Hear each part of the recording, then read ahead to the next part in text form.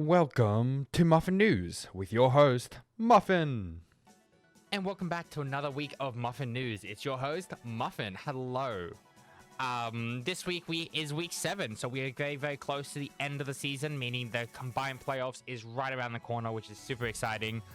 Fortunately, we've had another drop. Yes, Keldeo is just being the absolute legends they are and getting number 1 in everything, and that's number 1 in most drops.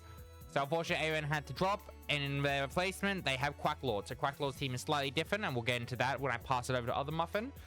In other news, absolutely nothing. Just remember to read the rules. The rules are important, and to ask any mods for any clarification on those rules in case of any confusions. Anyway, let me pass it over to Muffin for the breakdown of the teams. Thanks, Muffin. I'm so glad that I could bring you another week of pick'ems because we have some very interesting battles going ahead. It's neck to neck with the ladder. So we have Bandito versus Brooks, a very interesting battle. Bandito really wanted to be the one to defeat Martin, but unfortunately Brooks beat them to it straight away. So now can Bandito smack up Brooks' team and possibly stop them from getting any higher in the ladder? Bandito definitely needs this win under his belt to really secure that playoffs run. If he does lose, he's not out of playoffs, but he does have to make sure he does win the final few battles to come. Whereas Brooks is looking quite nice and pretty in their position as well. Also gunning to make sure they win, because if they lose, you know, same deal with Bandito. Very, very interesting type of team here. You know, Chempal still looks very, very scary against this entire team. I won't lie. I mean, you do have a few Terra Fairies to try and help, but nothing truly really wants to try and fight that thing. But I think the biggest issue is actually going to be the Rillaboom. I think that thing also has a really good matchup with Grassy Surge and, you know, having ground coverage, making Moth switch very, very hard, and as well as dark coverage to make it the Hisuian Bravery very, very hard to switch into as well. So it'll be very interesting to see how Brooks gets around it. Last week they utilized Cutie Fly Scarf to see whether the Dark Rival Scarf, which was a very interesting tech, you know, basically going in as a 5v6, knowing full well that this Pokemon's going to give you the most vital information there is this Dark Rival Scarf. So very, very smart plan on their part. So I think we might see some more creative ways to utilize those low Pokemon there. Whereas Bandito really got to think about, okay, how am I beating, you know, things like Sneasel, things like Pow, things like Terra Chandelure. Like, how am I going to overcome these Pokemon? Because it's not as easy as people think. But best of luck to both of you. It'll be a good battle. Up next is Agar versus Muffin. So this battle has already happened because Agar basically just sped run all their battles. I'll still talk about the matchup. Very, very interesting matchup. In the end, Muffin did win the 1-0.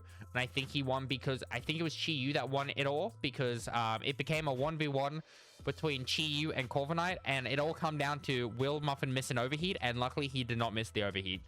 But it was a very, very interesting battle. Definitely recommend going to check it out because it got very intense very, very fast. There were a lot of back and forth between Pokemon. We saw Cramorant come in being a Scarf set with Throat Chop. You know, we got to see Salamence pop off a little bit. We got and all that jazz. So overall, a great battle. Muffin doesn't get a bye, unfortunately, this week, though. He does have his battle with Fungus to do. He's still waiting. They've just scheduled that. So that will be a very, very important battle because if Muffin can beat that, he actually climbs his way back into playoff range. If he loses, much, much harder. Up next is Ditto versus Martin, and well, Martin is ready not to lose again. Martin is ready just to completely sweep, and you know he has the sweepers once again.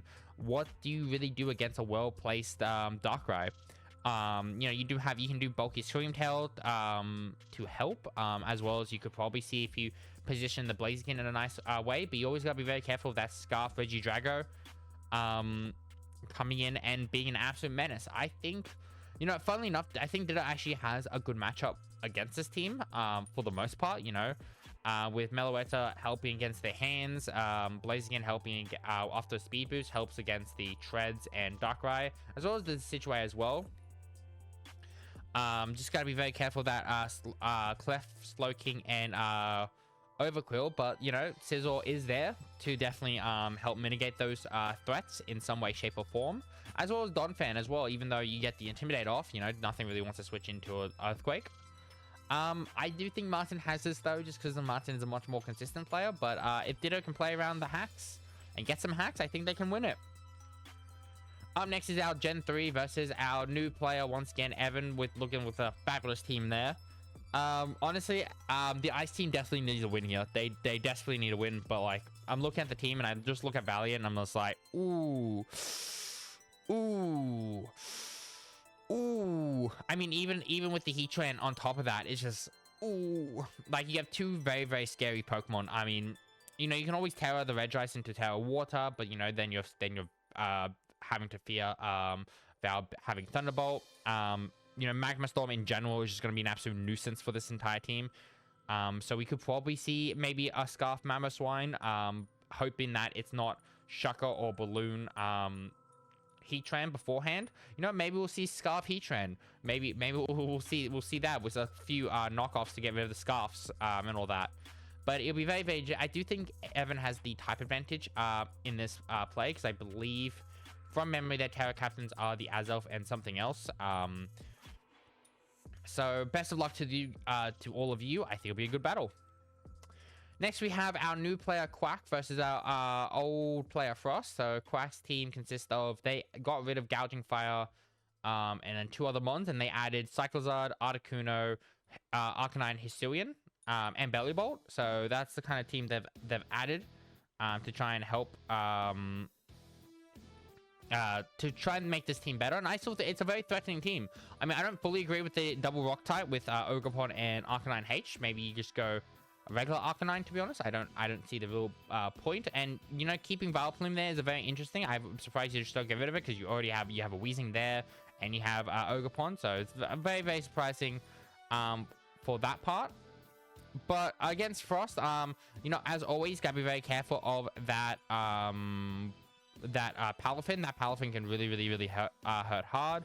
But that Zamazenta is looking quite nice. I mean, the Petran will probably come for the Zamazenta, so, but and I think it possibly could wall the Zamazenta for the most part, just because it has 160 base defenses. So that's another thing they're just gonna have to try and play around and think around. I think this is like one of the few battles Frost once again has a good matchup in. For the most part, they just gotta try and take it over the line. Then we have Fungus versus Prince. Not gonna lie, I think Fungus is just gonna be a complete wash. But as always, Prince's battles are just really fun to watch. As always, but I think Fungus, there's not much I can really say. Fungus just has a clean sweep with this battle. And I know Fungus is probably listening to this like, of course I do. And I'm just like, yeah, look, no, not the best week. But that is everything. I'll pass over to other Muffin to close it off. Thanks, Muffin, for that great information. So there you have it. Another week, another goes by.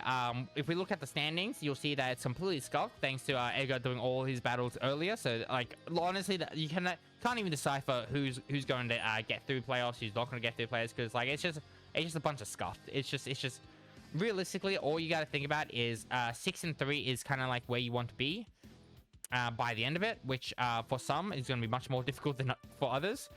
Because at the moment, we have a few players just betting on getting that 6th place spot, because that's where you need to be.